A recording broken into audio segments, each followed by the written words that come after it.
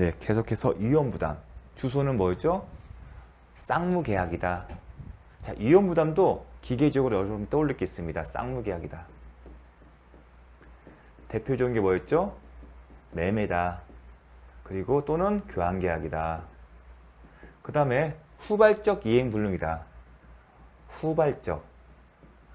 매매계약이 유효하게 성립된 이후에 이행불능이 발생된 겁니다. 후발적. 후발적 이행불능은 뭐다?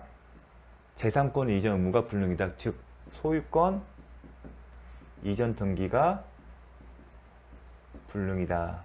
불가능하다. 그리고 and 채무자에게 기책 사유가 없다. 그런 경우가 이제 주소예요. 이혼 부담은. 그리고 기억할게요. 이런 경우다 그러면 쌍무계약인지 먼저. 쌍무계약이면 매매계약이면 당연히 쌍무계약일 거고 교환계약일 때도 쌍무계약입니다. 아 그러면 이혼 부담 문제가 생길 가능성이 있죠. 근데 요건을 갖춰야죠. 어떤 요건? 재산권 이전 의무가 불가능해요. 매매계약이 있으면 재산권 이전 매도인의 채무죠. 매도인 채무가 후발적으로 불능된 경우. 교환계약은요. 양 당사자 모두가 재산권 이전 의무가 있기 때문에 둘 중 하나가 이제 불능이 되겠죠. 양쪽 다 다른 경우도 있습니다. 양쪽 모두가 불능인 경우도 있어요. 그렇죠? A, B가 교환계약에서 이 사람 서로 자신의 이 사람 토지, 이 사람 건물을 넘겨주기로 했어요. 근데 토지가 수용되고 토지가 수용돼서 불능이 될 수도 있고 아니면 건물만 토지는 아무 문제가 없는데 건물만 화재로 멸실돼서 소유권 이전 등기 의무가 불능할 수 있을 거예요. 동시에 토지는 수용되고 건물은 불이 나서 없어질 수도 있어요. 이전 등기 의무가 불능할 수 있어요. 그러니까 재산권 이전 의무가 불능인 경우에 이혼 부담의 문제가 생기는 겁니다. 그리고 결정적으로 제일 중요한 게 귀책사고. 이 채무자, 재산권 이전, 후발적 이행 불능의 대상은 그 채무에 불능된 이유에 대해서 그 당사자, 그 채무자에게 귀책 사유가 없어야 합니다. 그러면 뭘 묻냐? 그 채무자는 상대방에게 자신의 채권을 행사할 수 있는지. 그게 이혼 부담의 문제다. 대가 이혼의 부담. 근데 원칙은 그 채무자 이혼을 부담한다. 그 얘기는 상대방에 대해서 그 상대방의 채무 이행을 청구할 수 없다. 그 얘기는 상대방은 야 네가 이혼 부담 채무자 이혼 부담이 원칙이기 때문에 네가 네 책임 면하듯이 나도 책임 면할 거야. 그 얘기를 할 수 있다. 그러면 이혼 부담을 주장을 원형한다는 얘기는 뭐죠? 계약의 소멸을 전제로 한다. 왜 그걸 강조할까요? 대상 청구권이 경우에 따라서는 발생할 수 있기 때문에. 대상 청구권은 후발적으로 이행이 불능된 경우고 이행 불능의 목적에 대해서 가름에 쓴 이익을 취득하고 그러한 경우에 채권자는 자신의 선택에 따라서 본래 목적물에 가름하여 대상 청구권을 행사할 수 있다. 근데 그 경우는 뭐다?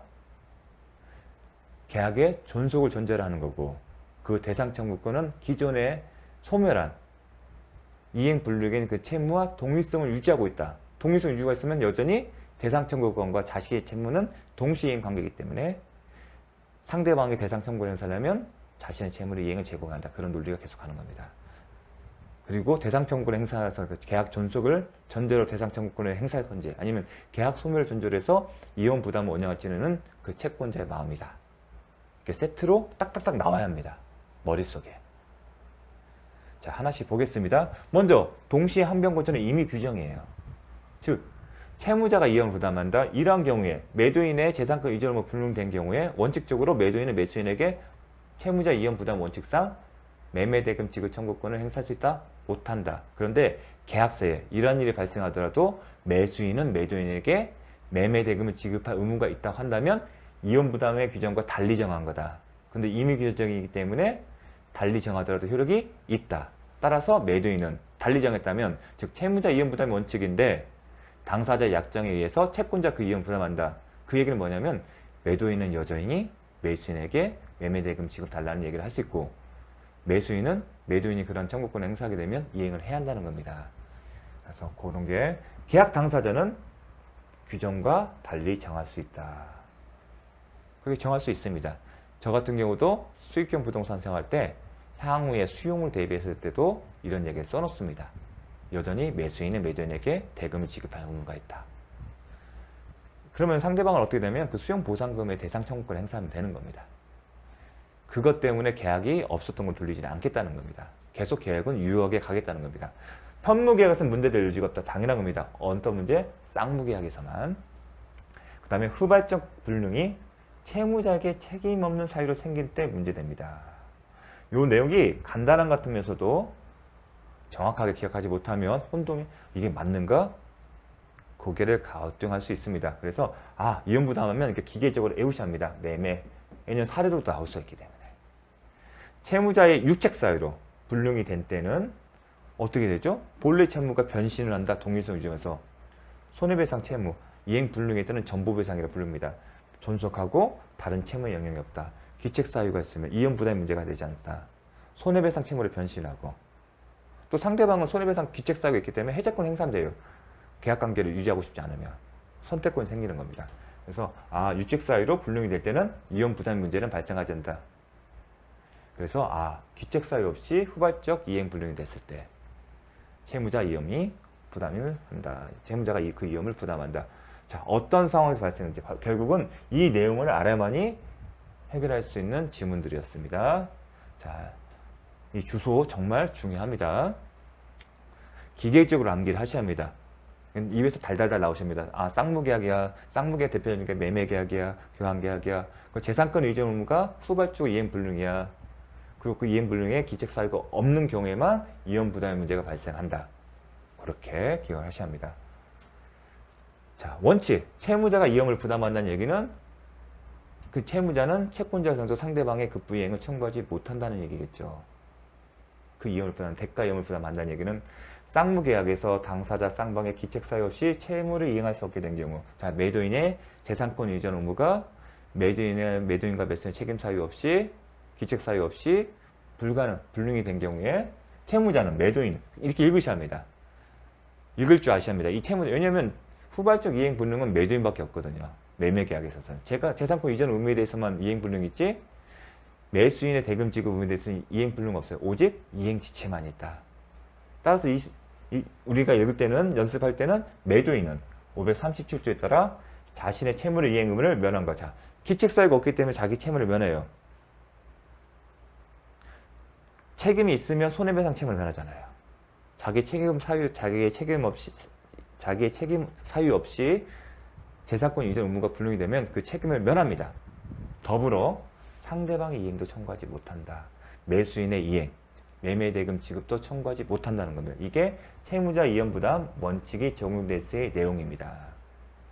그러면 여러분 기억하실 경우는 어떤 경우에 이혼부담이 문제가 되는지 아시겠죠? 쌍무계약이다, 후발적 이행불능이다, 기책사유가 없어야 한다, 당사자에게. 그런 경우에 채무자인 매도인은 재산권 이전 의무에서 벗어난다. 더불어 채무자 이행부담의 원칙이 적용되기 때문에 상대방 또한 자신의 채무, 매수인 또한 자신의 채무인 매매대금 지급 채무도 이행에서 벗어난다.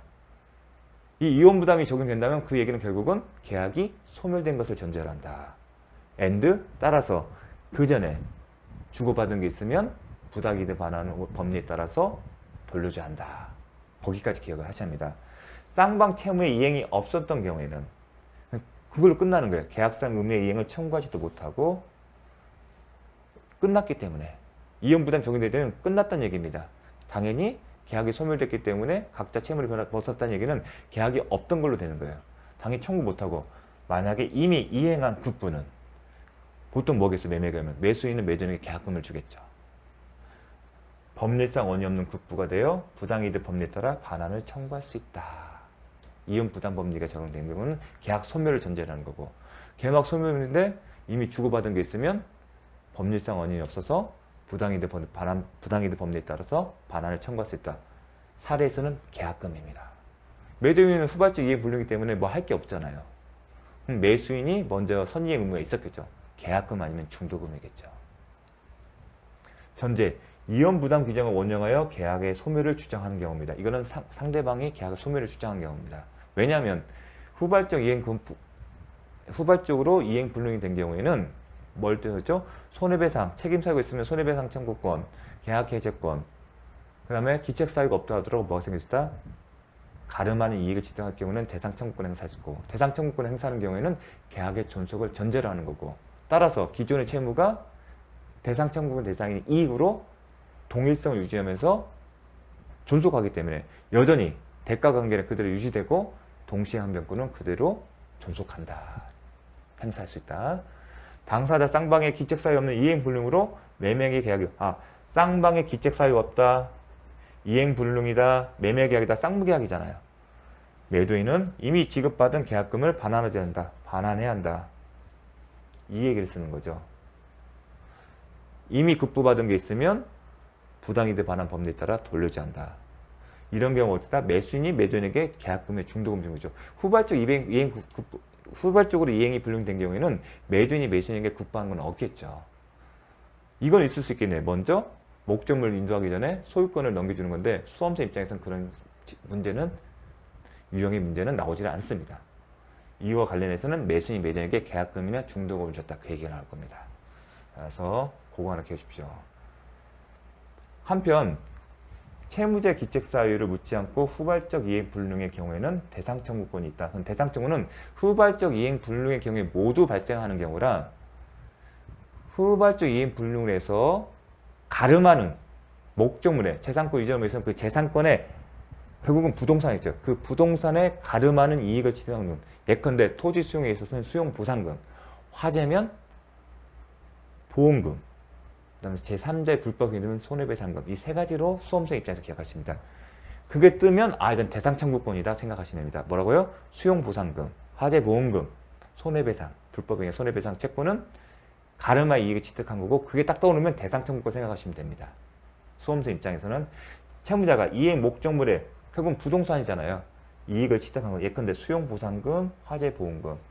또 하나는 손해배상. 그게 대표적인 겁니다. 채권자가 채무자가 취득한 이익에 관하여 청구할 수 있는 겁니다. 목적물의 가름에 존속하는 걸 보고 그거 달라고 하는 겁니다. 너 화재보험금 청구권 네가 받은 거 있으면 그 이익 돌려주고 아직 보험사로부터 받지 않았던 그 채권 그 사람은 피해자는 보험사에 대해 보험금 지급 청구권인데 그 채권을 양도해달라는 겁니다. 그거를 청구할 수 있는 권리입니다. 그 권리를 행사한다는 얘기는 계약의 존속을 주장한다는 겁니다. 그 얘기는 자신의 채무도 여전히 살아있기 때문에 자신의 채무와 그 상대방 채무는 여전히 동시행 관계가 존재할 수 있고 존재하게 되면 이행거절 권능을 행사할 수 있고 이행지체 효력을 막을 수 있는 효과가 발생합니다. 예컨대 채무자가 수용보상금 등을 지급받은 경우에는 지급받았어요. 지급받았다 하더라도 지급받은 수용보상금의 반환을 구할 수 있고요. 이게 대상 청구권이에요. 아니면 채무자가 아직 지급받기 전이라면 사업 시행자자 상대로 해서 보상금 청구권인데 그 채권을 양도해달라고 할 수 있습니다. 보상금 청구의 양도를 구할 수 있는 권리다. 근데 물상대와 비교를 해야겠죠. 물상대는 계속 우선 변제 효력을 유지하려면 가름하는 멸시, 훼손, 수용, 멸시, 훼손, 공용 진수로 인해서 가름한 이익에 취득했으면 그 이익에 대해서 특정을 시켜야죠. 특정의 방법은 압류고요. 압류를 하기 전에 소유자가 가름한 이익을 취득하게 되면 특정성을 더 이상 유지할 수 없어서 물상대의를 권을 행사할 수 없어요. 그런데 이 경우에는 대상 청구권은 이미 이 경우 때문에 그래요. 채권자가 채무가 취득한 이익, 이미 돈을 줬다 하더라도 그 이익에 대해 반환을 청구할 수 있는 권리가 있습니다. 대상 청구권은. 근데 이런 비슷한 패턴인데 물상대는 그렇지 않죠. 만약에 그 돈이 들어가면 섞이니까 특정성이 없고 거기에 대해서 우선 변제 효력을 유지하게 되면 다른 이해관계인의 예측하지 못한 손해를 줄 수 있기 때문에 압류를 해야 한다. 그 압류를 같은 취지가 뭔지를 다시 한번 떠올리십시오. 근데 대상 청구는 그거 다른 측면입니다. 그래서 CF 비교해서 물상대의 혼동하지 말라고 합니다. 왜냐면 특히 채무자 취득한 이익, 물상대의 경우에는 압류 전에 특정이 안 되기 때문에 혼합돼서 특정성을 이제 유지하지 않기 때문에 유지할 수 없기 때문에 더 이상 물상대의권을 행사할 수 없습니다. 대상 청구권 행사는 계약의 존속을 전제로 하는 것이다. 반대로 이혼 부담은 계약의 소멸을 전제한다. 존속을 전제하기 때문에 이제 동시에 항변권의 문제가 계속 남아 있는 거예요. 자, 요 개념들 정말 중요합니다. 이게 머리에 딱딱딱 들어와야 이게 암기가 돼요. 그러면 채권자는 대상 청구권이나 아니면 계약 존속을 소멸 둘 중 하나 선택했죠. 이혼부담 주장할 수 있고 대상청구권 선택했어요. 그건 지 마음이에요. 채권자 마음이에요. 선택의 가능성이 있는 겁니다. 선택의 이유는 뭐냐면 뭐가 더 나한테 유리할까 그걸 고려하겠죠. 채권자는 자신의 선택에 따라 대상 청구권을 행사하여 계약을 존속시키거나, 대상 청구권은 행사한다는 것은 계약을 존속시키는 거죠. 아니면 이혼 부담에 관한 규정을 해서 자신의 채무도 벗어나겠다는 거예요. 채무자 이혼 부담 원칙에 따라 운영하여 계약의 소멸을 주장할 수도 있다. 이혼 부담은 소멸과 연결되죠. 다만 대상 청구권을 행사하기 위해서는 계약의 존속을 전제로 하는 거고, 그리고 대상 청구권은 기존의 급부 이행과 동일성을 유지하고 있기 때문에, 동일성을 유지하는 것은 여전히 대가 관계를 유지하는 거고, 대가 관계에 따르면 동시 항변권이 존재할 수 있는 거죠. 행사할 수도 있고. 그 얘기를 한 겁니다. 다만 대상 청구권을 행사하기 위해서는 반대 채무도 이행한다. 이 얘기는 뭐냐면 권리 행사에서 반드시 아니라 상대방이 동시에 항변권을 행사할 수 있기 때문에 그거를 저지하려면, 그걸 깨뜨리려면 자신의 채무를 이행하거나 제공해야 하는 겁니다. 그런 의미로 이해하십시오. 행사 요건을 하는 게 아니라 상대방이 예상해서 그걸 저지하려면 요거를 해야 한다. 미리 그걸 무너뜨리기 위해서는 자신의 채무를 이행하거나 제공해야 한다는 겁니다.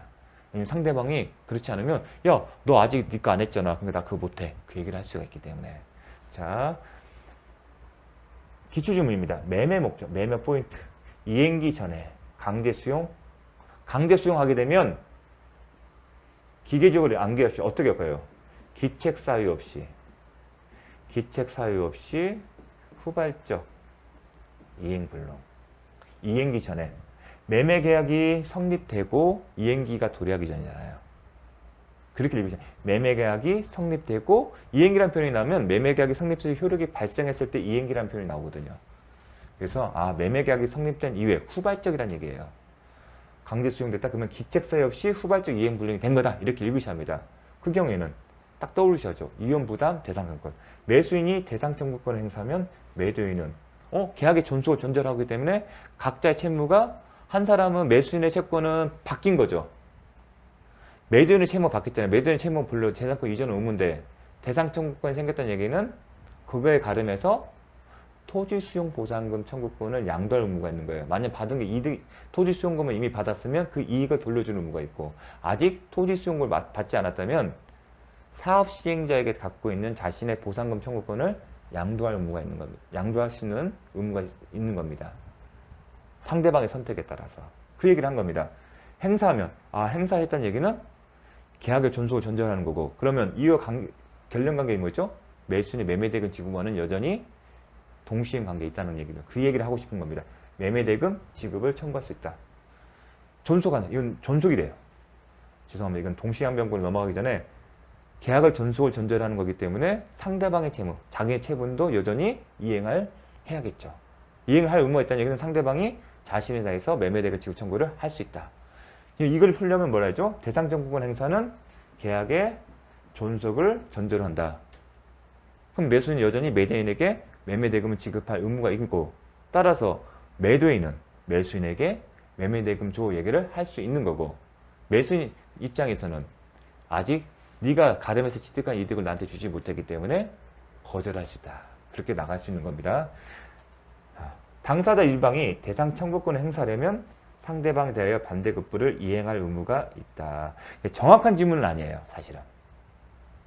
이게 지금 동시항변권을 염두에 두고 계속 나오고 있는데 정확한 지문은 아니에요. 왜냐하면 동시항변권이 있다 하더라도 자신의 채무 이행 청구는 할 수 있어요. 다만 상대방이 동시항변권을 해서 방어를 할 수 있는 거지 애시당초부터 청구를 못하는 건 아니에요. 근데 그런 뉘앙스가 느껴질 수가 있는 지문인데 그럼에도 불구하고 맞는 지문으로 보셔야 합니다. 이 얘기는 뭐냐면 대상 청구권에서 상대방의 동시항변권을 깨트리려면 너의 채무를 이행해야 돼. 그 얘기입니다, 사실은. 정확하게 표현하면. 그런 점이 좀 아쉽습니다. 자, 채무자 이행 부담 원칙인데 예외적으로 채권자가 그 이행을 부담합니다. 그 의미는 뭐냐면 채무자가 그 이행을 부담한다는 얘기는 매매 계약을 전제했을 때 매도인의 재산권 의존 의무가 후발적 이행 불능됐고 기책 사유가 없게 되면 면하잖아요. 그러면 채무자 이혼 부담의 원칙이 적용되면 매도인은 매수인에게 매매대금 지급 청구를 못한다는 얘기고, 반대로 매수인은 매도인에게 동전의 반대 측면에 오면 매수인은 매도인에게 매매대금 지급한 의무에서 벗어난다는 거예요. 근데 예외적으로 채권자 이혼을 부담한다는 얘기는 매도인은 매수인에게 매매대금 지급 청구를 할 수 있고, 따라서 매수인은 매도인에게 매매대금을 지급할 의무가 있다는 겁니다. 어떤 경우냐? 채권자 이행불능이 발생했는데 채권자의 책임 있는 사유로 이행할 수 없게 된 때예요. 이 얘기는 채무자에게 후발적 이행불능에 채무자는 책임 사유는 없고 누구에게? 채권자에게 책임의 사유가 있을 때에는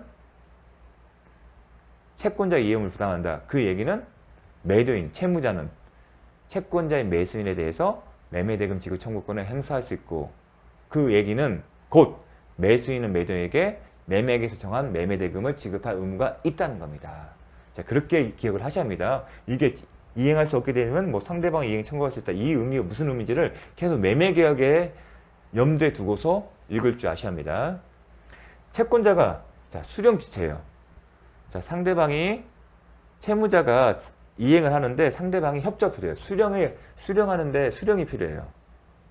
자기 채무자 변제, 만약에 돈을 지급할 때는 계좌이체 방법 때 상대방이 계좌번호만 알려주면 그냥 일방적으로 할 수 있어요, 변제를. 하지만 경우에 대해서는 채권자가 수령이 필요해요. 채권자의 수령이 있어야만이 채무자의 이행이 완료될 수 있어요. 근데 그런 사유가 이제 채권자 지체인데, 채권자의 그 수령 의무인데 그건 시험 범위가 아니에요. 그래서 여러분은 채권자의 수령 지체 중에 이 표현을 그냥 그대로 암기를 하시면 됩니다. 어떤 경우가 수령 지체에 해당되는지는 중요하지 않습니다. 수험생 입장에서는 수령 지체 중에 쌍방의 책임 사유가 이행할 수 없게 되는데, 근데 그 발단은 네가 빨리 받았으면 이런 일이 없었을 텐데 네가 받질 않아서 이런 일이 발생했다는 겁니다. 채권자야, 내가 줄 때 빨리 받았었는데 네가 네 책임을 받지 못해서 이런 사단이 발생한 거야. 그러니까 수령 지체 중에 쌍방의 책임 없는 사유로 이행할 수 없게 된 때, 그러한 경우에도 채권자에게 이혼 부담한다. 즉 채권자는 자신의 채무를 이행할 책임이 있다는 거고, 그 이유는 그 말은 즉슨 채무자는 채권자에게 그 이행을 청구할 수 있다는 겁니다. 이렇게 읽는 것보다는 매도인은 매수인으로 바꾸셔야 합니다. 자, 매도인은 이런 경우에는 매도인은 매수인에게 돈 달라는 얘기를 할 수 있다는 거고, 그 이유는 그 말인즉 매수인은 매도인에게 매매계약에 따른 매매대금 지급할 의무가 있다는 겁니다. 설사 매도인의 채무는 벗어났다 하더라도 이게 이혼 부담의 문제인 겁니다. 자, 오늘은 여기까지 살펴보도록 하겠습니다. 다음 시간에는 34의 기출문제 한번 보도록 하고요. 그런 다음에 제가 심학습으로서 오리엔테이션을 했던 얘기예요. 그 부분을 이제 쟁점만 딱딱딱 기계적으로, 그러니까 수험생 입장에서 딱 기계적으로 암기하면 이 경우는 이게 문제된다, 이거를 머릿속에서 딱 암기를 하시면 됩니다. 그러면 여기서 벗어나지를 않아요. 그러니까 종합 문제로 생각하시면 됩니다. 이혼 부담의 문제와 그 다음에 원시적 불능, 그 다음에 채무 불이행을 전제로 해서 나올 수 있는 쟁점들을 하나하나씩 세분화시켜서 만들어 놨습니다. 그래서 이 부분을 다음 시간에 정리 차원에서 할 거고요. 여러분은 이제 이 채권법 관련해서 나올 수 있는 권리구제에 대한 수단은 이거 다 연결돼요. 다만 사례형이 저는 이제 화재인데 이게 뭐 토지 수용에 따른 경우도 있고요. 근데 토지 수용의 경우는 왜 예를 안 들었냐면 기책사유가 없잖아요. 근데 지금은 화재의 경우에는 기책사유를 전제로 할 수 있기 때문에 요렇게 전제를 했습니다. 그래서 다음 시간에 요 부분 전반적인 겁니다. 여기는 채무 불이행 책임까지 다시 언급했습니다. 근데 오리엔테이션 때 이미 얘기를 했어요. 요거를 지금 머릿속에 기억해 두시면 채권법 전체는 반은 공부를 하신 겁니다. 그래서 다음 시간에 기출문제와 그리고 심화학습을 다시 한번 보도록 하겠습니다. 자, 다음 시간에 뵙도록 하겠습니다. 수고 많으셨습니다.